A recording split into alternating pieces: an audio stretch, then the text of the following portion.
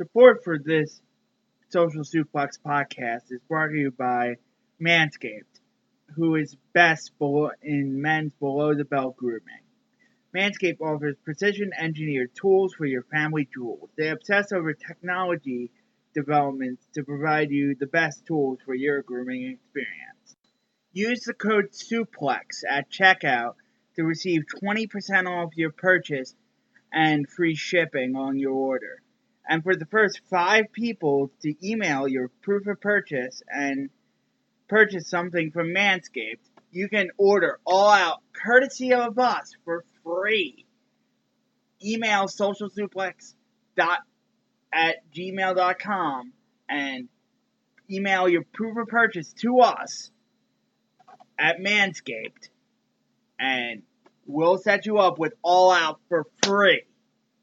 That is, if you use the Manscaped code SUPLEX at your checkout order, you can get all out for free. And now enjoy the show.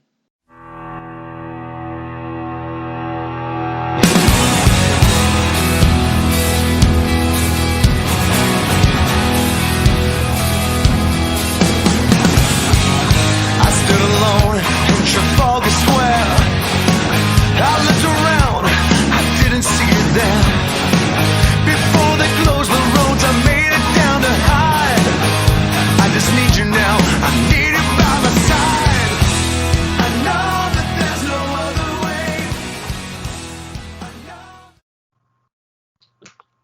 way. Welcome to this new podcast experience called Great Match Generator, where we look at the greatest matches of all time and see what made them great. I am your host, DJ D. Kooks, formerly of Get in the Ring, Danny Kukler, and I have Beast Mike of Get in the Ring. Yes. Yes, Mike. I've been pretty good. I am Beast Mike. D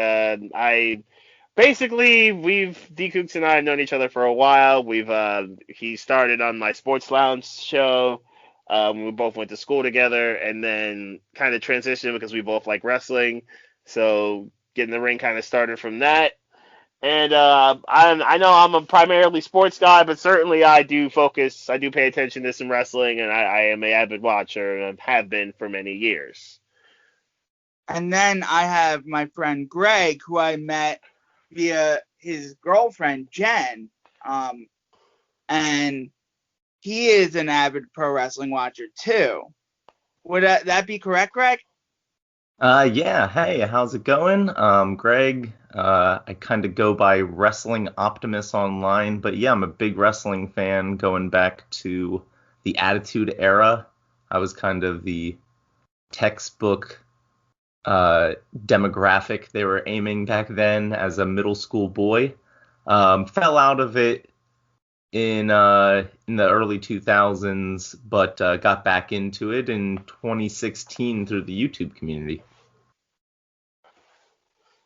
That's cool. And the reason why I wanted to do this project is because looking at the greatest matches of all time is something I've always wanted to do. And I've become disenfranchised with, not disenfranchised, but I love current wrestling. Don't get me wrong. But it's become a chore for me to watch.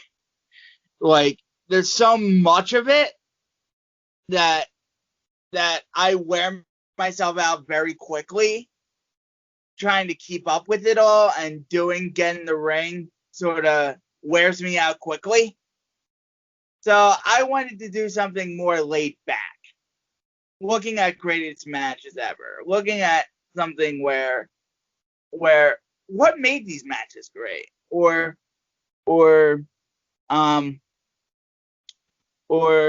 why did footage watchers key in on these matches when there were other matches where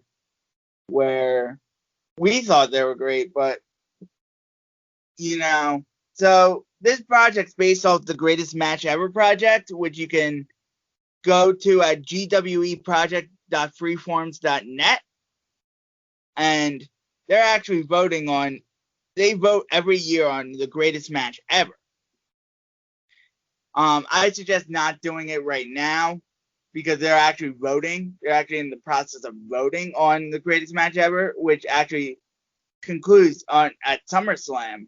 But now, next year, they're going to restart that whole process again, and the list will be released again.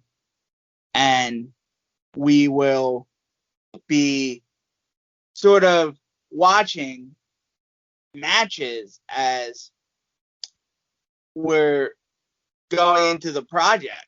So we'll actually be participating in the project as we are sort of, so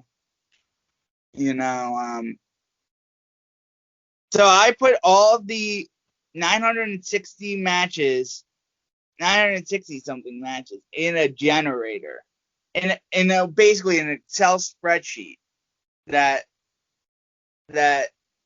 and did the random number, and then I sorted for each episode, and I choose 4 matches, be it randomly, the top 4 matches, and then we watch them, and we see what worked for us and what didn't. Simple enough. What were you gonna say? I'm saying it's simple enough. That seems like a simple methodology of how you did this. I originally was going to watch 3 matches. This is what happened this week. And then I watched the wrong date for one of the matches. So we watched both combinations of one match because they were both on the project anyway. So one of them wasn't random, but the combination was random. So we actually get to see like how something progressed. So it's sort of like how, and for this project we're going in date order. So first up is Akira Maeda versus Yoshiaki Fujiwara from New Japan Pro Wrestling 1/10/1986. Who wants to go first and what they thought about this match? Well, I'll just start out by saying that I find it funny that you find watching all this wrestling a chore, so you chose to watch more wrestling. As a chore. Yeah, but because it's funny because I enjoy watching wrestling, but I like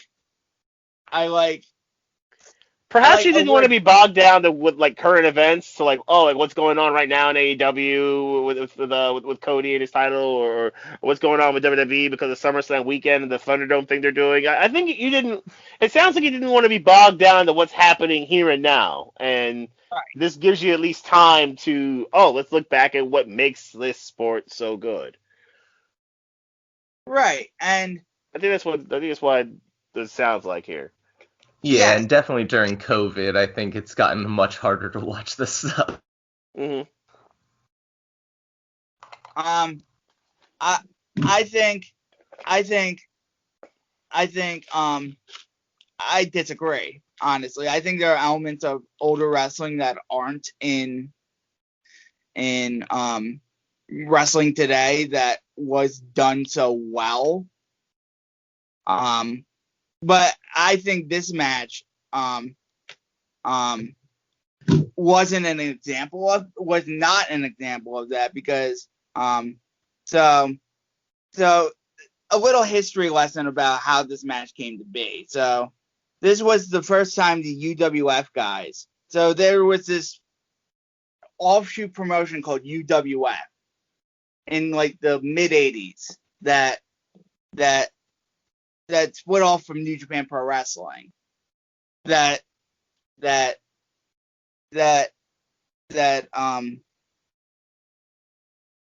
basically defected from New Japan Pro Wrestling and created their own promotion. It was actually the original Tiger Mask, and I believe I know some more experienced footage watchers are gonna kill me for getting it wrong, but I believe like Maeda and Fujiwara were like two of the defectors from Maeda was one of the defectors from this group that so this was so rather than immediately jumping into like a New Japan UWF feud, New Japan put together a series of singles matches trying to get a taste of what set the UWF guys apart from the New Japan style. So this is more of a showcase match rather than a feud match. So that's why I thought this match sort of bored me to tears, because I was expecting like, oh, New Japan UWF. Like I heard about like all the like five the 10-man elimination matches, and I thought, oh, those matches are so heated, and like there's like hatred in those matches. But it didn't start out that way. Yeah, just watching it back a little, watching it back over again. Yeah, it just seems like they're kind of trading hold for holds, but it doesn't have that, I guess, that zest and that passion that you were probably thinking of. Like we watched some GITR episodes. We've watched some classic matches in this time period where the wrestlers are just trading bombs, and we really didn't see any until like the 7-minute mark of any sort of like bomb trading. With like, okay, that's a big strike or something like that. Yes. I didn't really see that from the jump. Although I do see a rolling Liger kick happen, so that's a good way to kind of switch things into higher gear. So, Greg, so did you say this is? Yeah. Did you say this is because this was the year I was born? You calling me old? What year was it? You said 87? 86. 86. Yeah. Okay. So real quick, is this Fujiwara of the Fujiwara armbar fame? Yeah, that's what I was thinking of too. Yeah, that's what I was thinking of too. Interesting. There have been a few armbars thrown in this match. Yeah, I was gonna say because he kept using them, so I figured that was him. I was wondering if Chris Jericho studied under him to get his list of 1,000. Yeah. Armbar.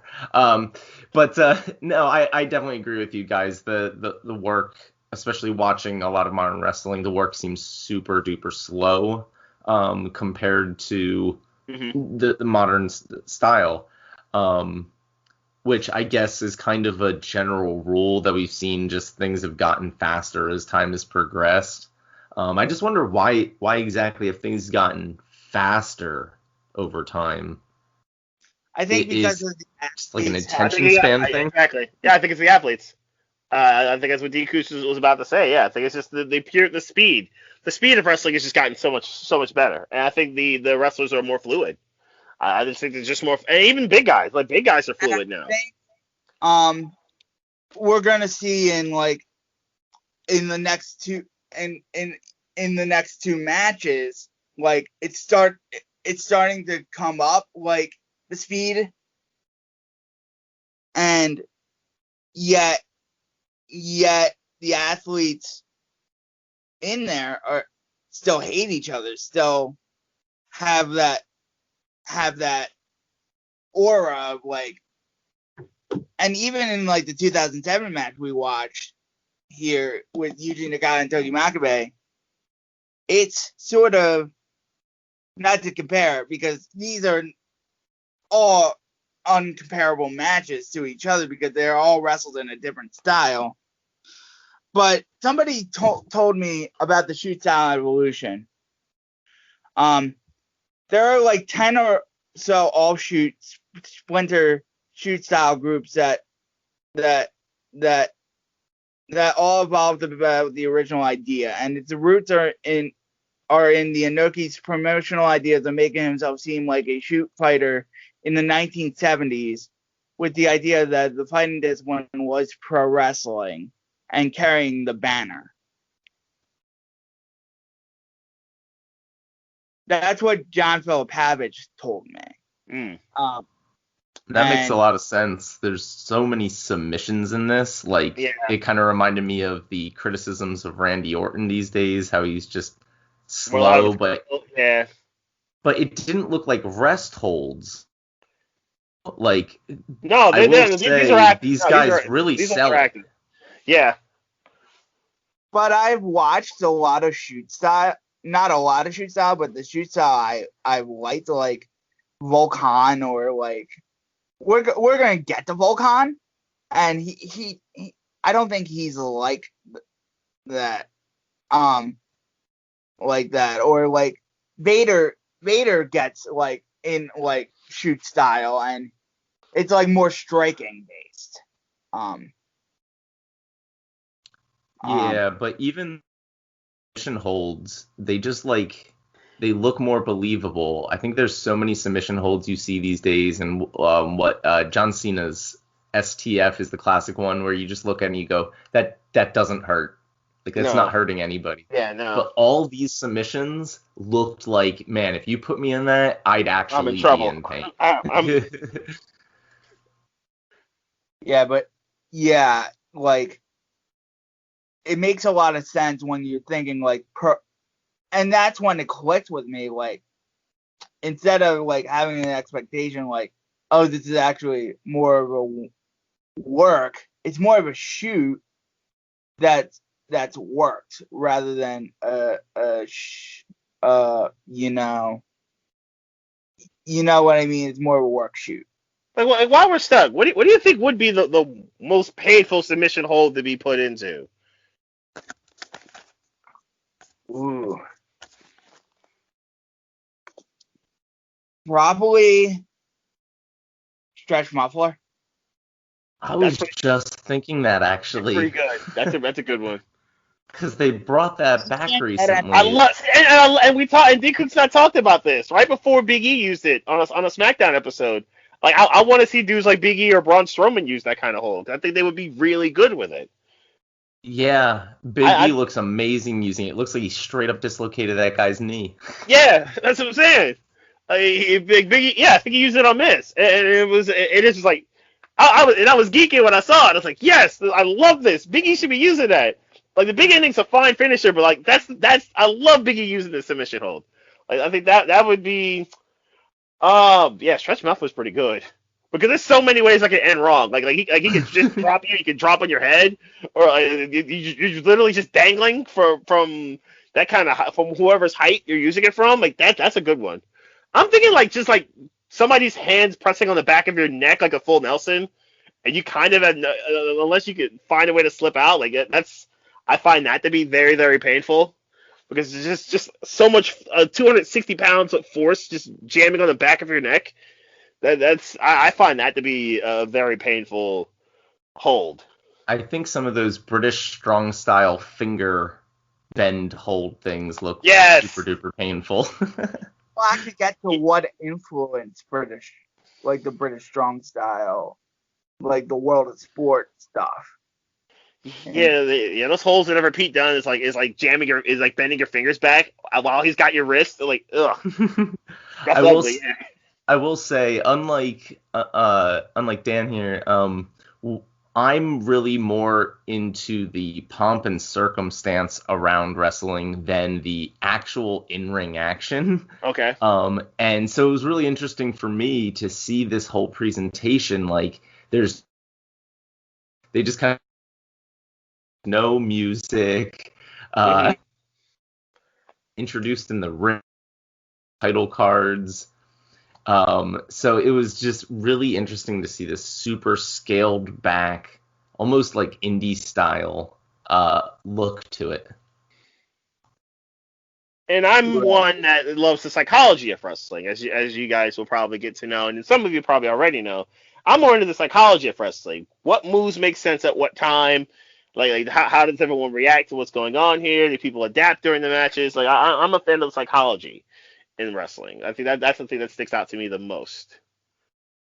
I'm still trying to find my way. I'm probably leaning more towards Mike, and like I'm more into the in-ring action. I'm more of an output guy rather than an input guy.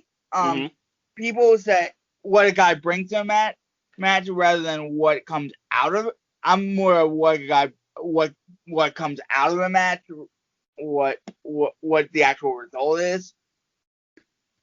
And then what a guy brings to a match. But I can see arguments for all here. So let's go to like the Misawa, Kawada, Kobashi versus Jumbo, Taue, and Fuchi match. The first of the two. And I love the ferocity in this match. The sense of urgency. There's something about sense of urgency that I really like in wrestling. Like, you're not going to feel out your fighter for 10 minutes.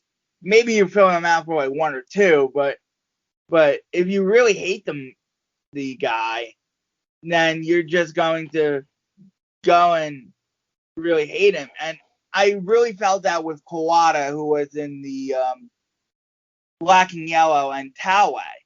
I really felt that in both of these matches, actually. Kawada and Taue really hate each other. So I'll tell you right now, I had no idea who it was. Because I noticed they didn't have, at least not English, cards as they came out to tell me who everybody was. And speaking of like the whole pomp and circumstance, I noticed they all came out in factions though, right? Yeah. They're just kind of singles. Yeah. I understand. So I think the only person I could picture was I'm guessing Jumbo Tsuruta. I'm guessing he's the really big guy. He was the big guy with the black tights, right? Yeah. So I could picture him and therefore figure out who was on his team, but otherwise I had no idea who was doing anything.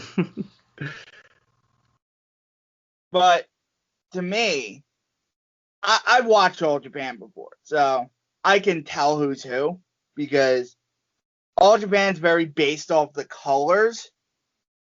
Like, Misawa is green and white. Mitsiharu Misawa is green and white. Kobashi's orange. Kawada's black and yellow. Taue's red. They were known as the 4 pillars. And those were their 4 biggest stars. All had runs with their Triple Crown Championship. All had runs as like the tag team championship. Kawada and Taue would actually form a tag team later on. And they would actually form a tag team after this feud called the Holy Demon Army, which is the best tag team of all time. That is a dope team name. It's also a good band name. Yeah, that's also true. But very, very true. But one of my things about this match is the way they worked over Kobashi's broken nose. See, now that is psychology. I love that psychology usage in there. Like, it wasn't supposed to happen. It wasn't expected to happen. But all of a sudden, oh wait, we've got something we can work here, and we can really adapt with this. I love that psychology on the fly. Like, they stomped on his face over and over again. I'm like, that's also pretty brutal. This is what I like in pro wrestling. That's also pretty brutal. It's also pretty brutal and violent. Bro, this is what I like in pro wrestling. I could see if you're a first-time viewer of All Japan and this is the 90 match. This is the 10-19-90 match.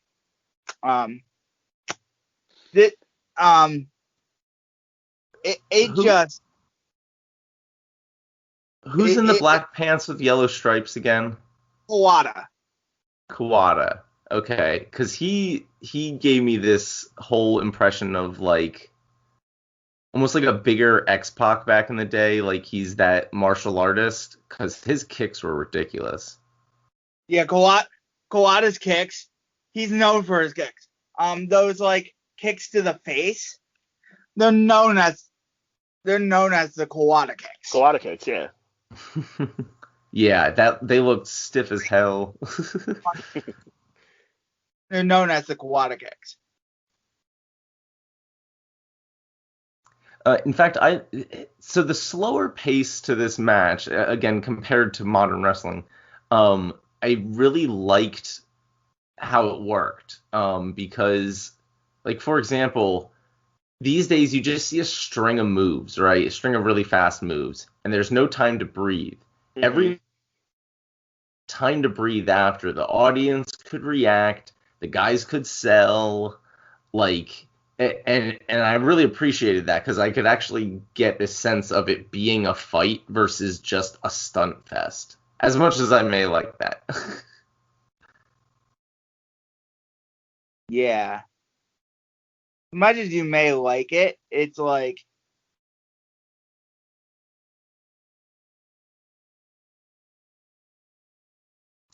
I know it can get much for some people.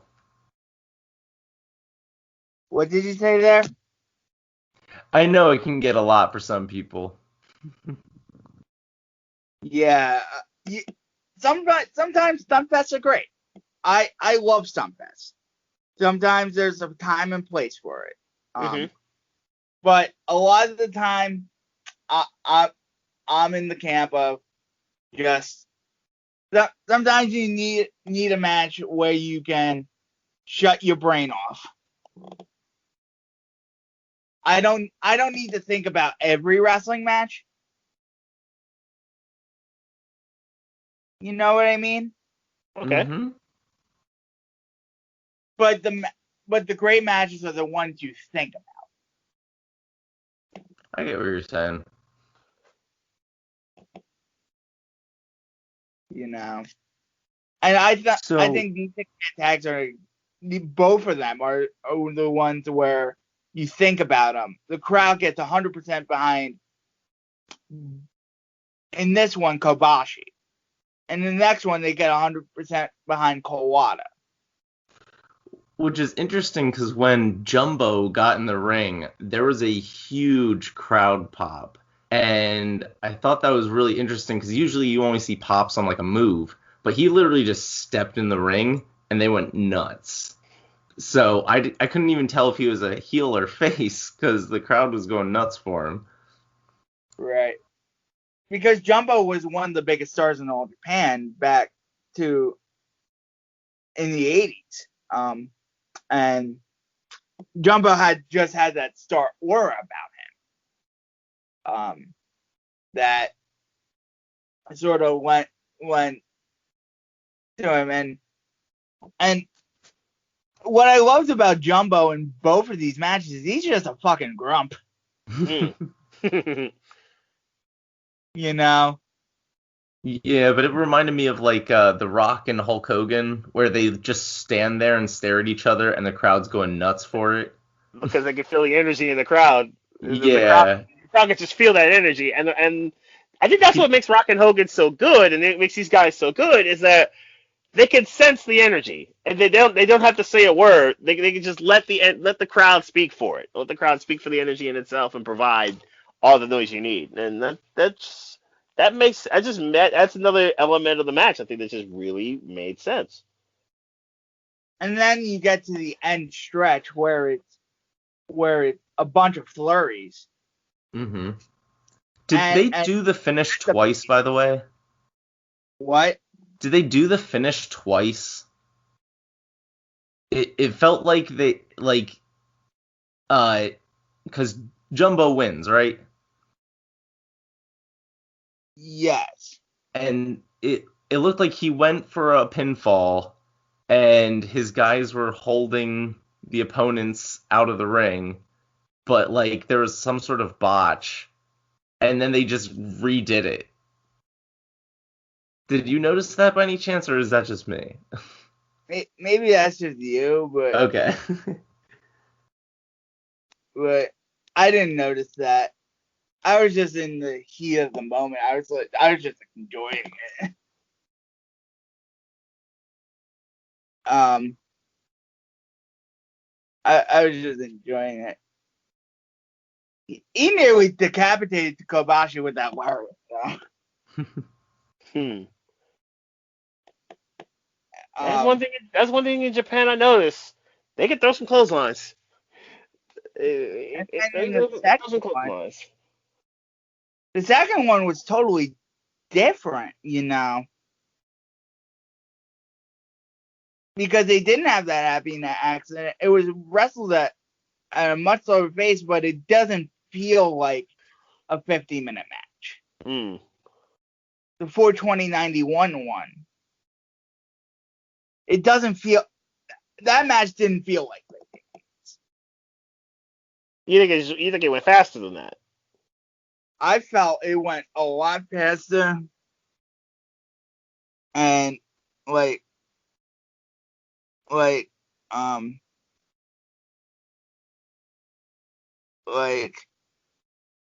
I felt like it flew by, and it really tried to be it didn't wear out its welcome. Okay. And then what stood out to me was the Kawada and Taue hatred. The rivalry takes precedence. In the later decade, ironically, they've become one of the greatest tag teams ever. Just knowing that in my mind just made it click for me even more. I think it's when a pair of rivals kind of become allies, I guess, and they know they can feed off of each other, and they know the kind of synergy they have with each other. I think that just makes that kind of stuff special. And we've seen it for years of the rivals become allies situation, or idols become rivals. We've seen that for years, and I think that is pretty cool though. That is a pretty cool dynamic that they turned into. Oh wait, we could really be a great team together because we go so hard against each other. It's a good flow. It's a solid way to move in terms of wrestling. See, that's interesting because I like storylines a little more than the actual in-ring work of wrestling. And coming into this, not knowing the wrestlers and their histories together and stuff like that, because I don't really follow Japanese wrestling that much, that did unfortunately take me out of it at times. So I was just like, okay, I'm sure there's something here that I'm just not getting. And I'm sure if I knew the histories that I would probably get even more enjoyment out of all of these. And this is when the Super Generation Army gets their win over Tsuruta and Tsuruta-gun. And this card's a hell of a card to do. Cactus Jack was on. It was Danny Smiley and Stan Hansen defeat Cactus Jack and Texas Terminator Haas. Can-Am Express beat Dynamite Kid and Johnny Smith. You look at some of these All Japan cards and you're like, holy crap, it's a who's who of a lot of depth. Who wrestled. And we'll get to a Can-Am Express match. A very legendary Can-Am Express match later. But much later on, between the Can-Am Express and Kobashi and Fuchi, that I think is the best tag team match of all time. But I just love that. It's like, oh, I can get into any match and sink myself into it.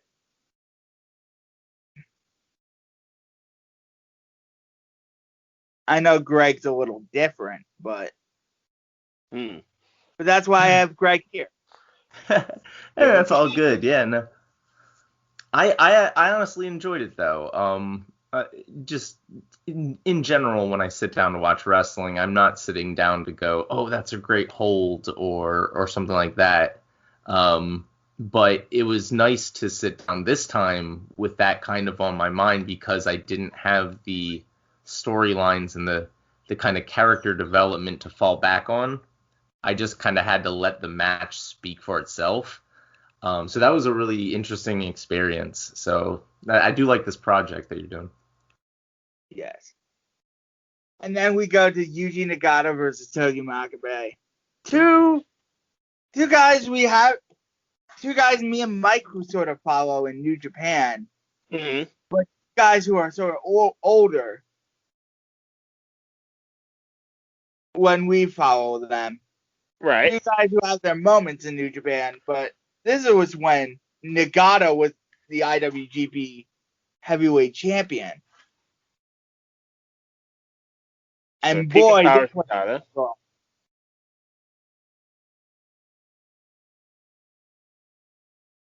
And they throw hands. As Mike would say, defense would be insulting.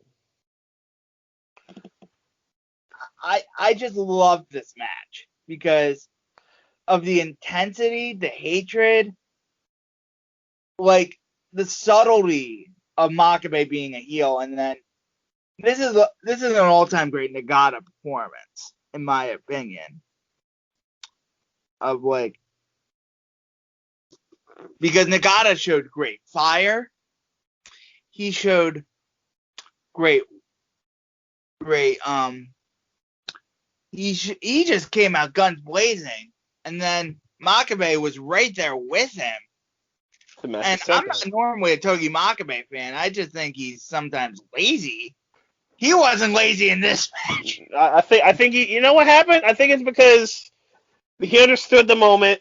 He understood the championship situation, and he had to come out and bring everything to a championship fight. And I think he understood what the moment is. I think he understood, like, okay, I got to be special here. I have to be big time here. And I mean, we totally did it. Makabe totally put it down. So I think that's what makes the hard way blood. Mm. I'm like Nagata just like freaking like punching, like elbowing Makabe in the corner until Makabe literally bled. I'm like, what?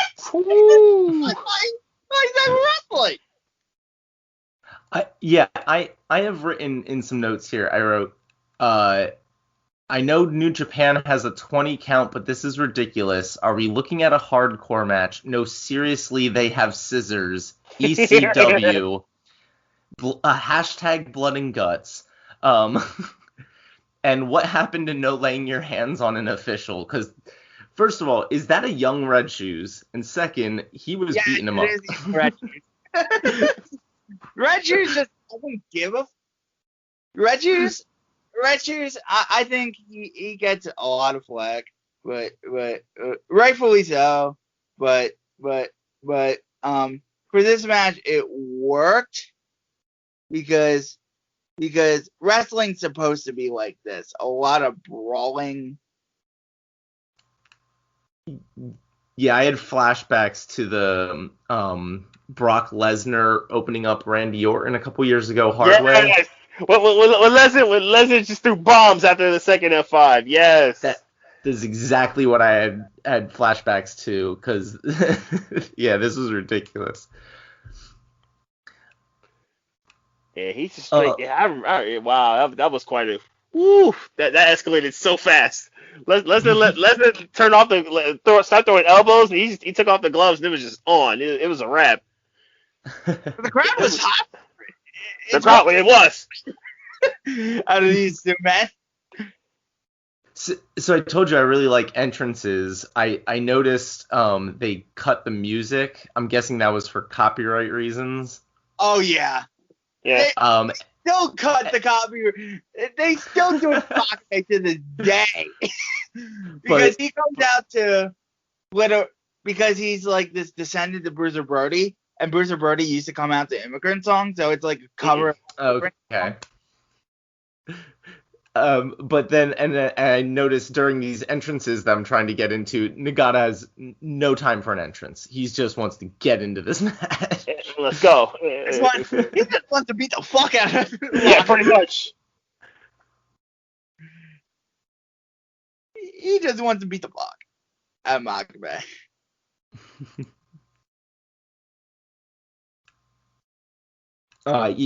He reminded me, I guess, of Minoru Suzuki the most. Like, that was the vibe I was getting.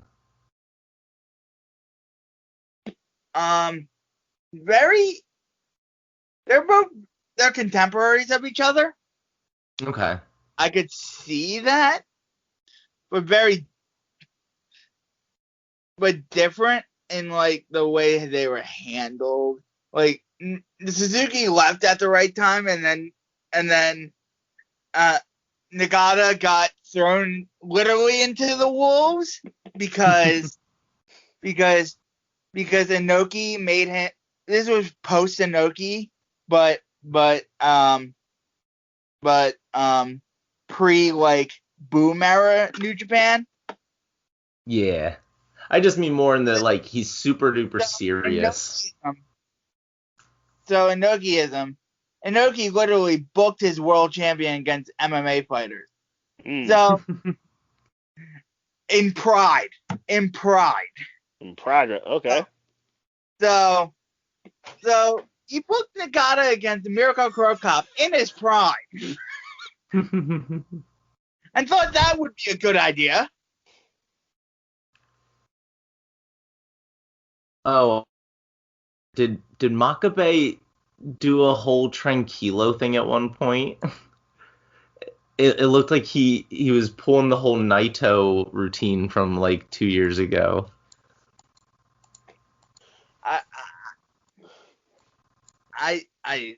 Familiar you guys are with that. I didn't notice it. But they have like those similar facial expressions that kind of like, I need to calm down, like be tranquilo whenever things got a little riled up. Okay. Makabe was trying to slow the pace down. That's what it was. Okay. I don't think it's the same thing as Naito. Oh, okay.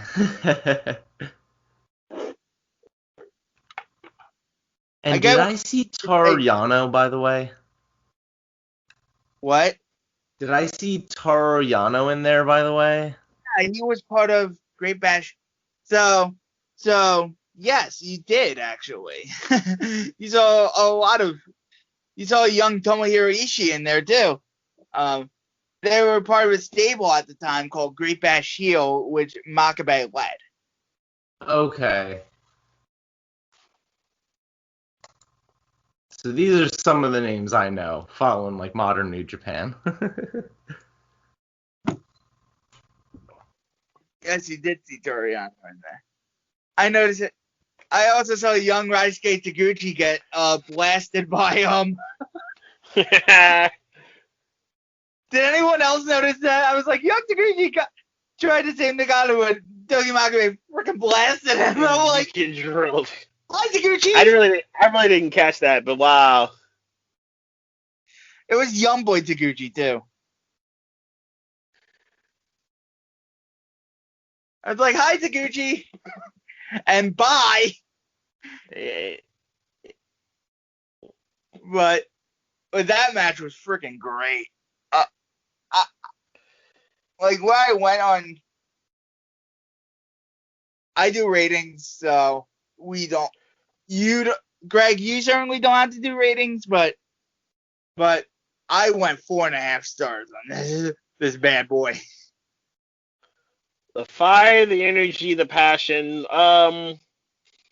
Probably that for me as well. The fire and the energy involved the I think it's nice little cameos of some of the guys who have become the future, now present of the company. I thought was a nice touch, and obviously maybe the most famous referee currently in wrestling in red shoes, also being there and doing his thing. So yeah, I think it's a good look into the present and the future at the time of New Japan. I don't know what I'd give it like star rating wise. I'd probably just around the same as you guys. It was definitely the most modern match we saw. It had the most people like I'm familiar with, so I felt the most comfortable with it, and I definitely enjoyed it the best. Yeah. Yeah, and then I gave the 1990 match 4.5 stars. I gave the 91 match 4.25, and I gave the Maeda Fujiwara's 3.25.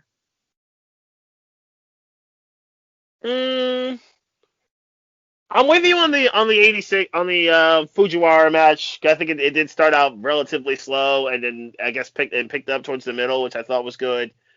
And the two matches, in the 90s, 4.25 probably for each. I just love them working over Kobashi's nose. That's why. Yes. Yeah. Actually, no, you know what? I'm gonna give that one a little bit higher. I'm gonna give that one a tad higher because I love that psychology. That's why I was like 4.5. Yeah, I'll give that one a half because I'll give that one the extra quarter point because I love that psychology. I love that. That was awesome. Yeah. But that's how. Greg, you certainly don't have to do star ratings. I will say with the men matches, I've always been a big fan of factions and faction warfare, so having like a 6-man match it kind of felt like that faction warfare, so I definitely had fun with those. And especially the 1990 match, I noticed the fans were like freaking out, and it gave me this ECW feel. With like just the fans in that old ECW arena just all over those matches. So I had a lot of fun with this one. Big Boy Jumbo getting the win. Yeah, I sure 4.25, something like that. Yeah.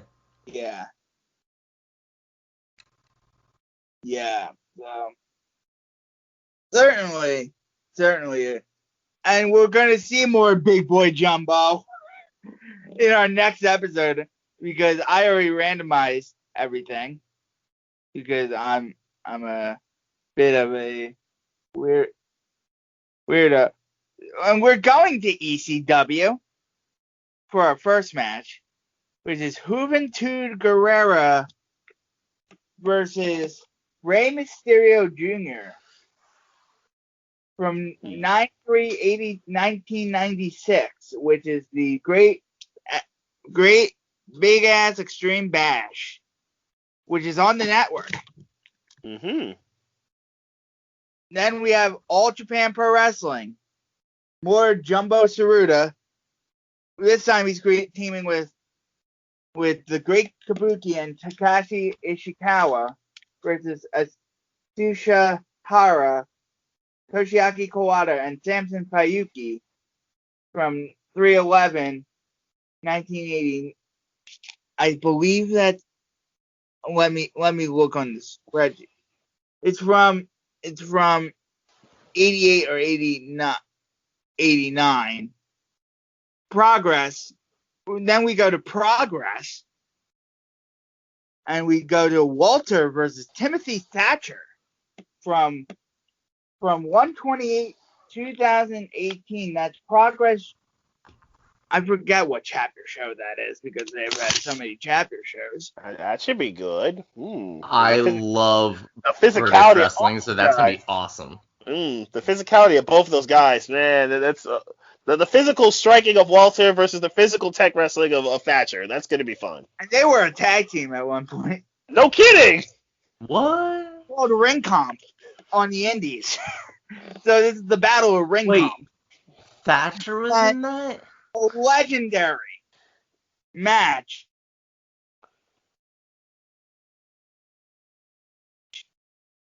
It's Jumbo Tsuruta versus Mitsiharu.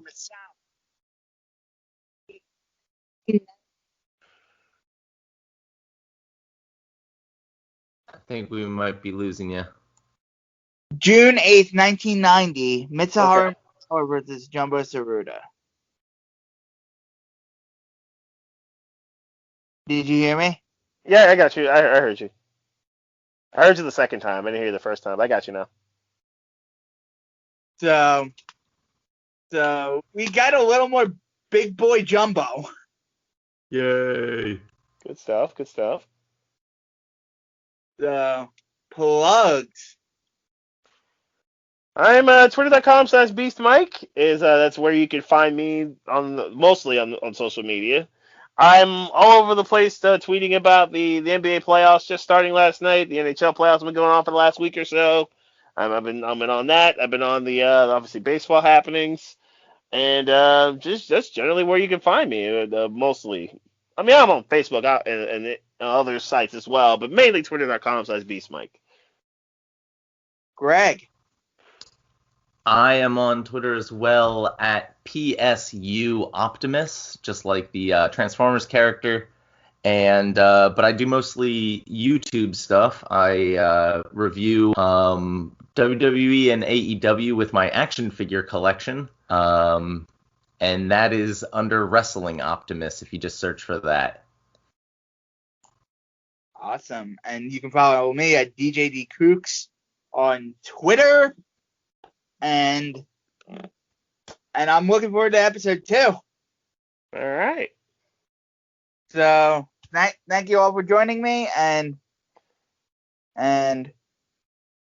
yeah, thank you all for joining us for this wonderful episode.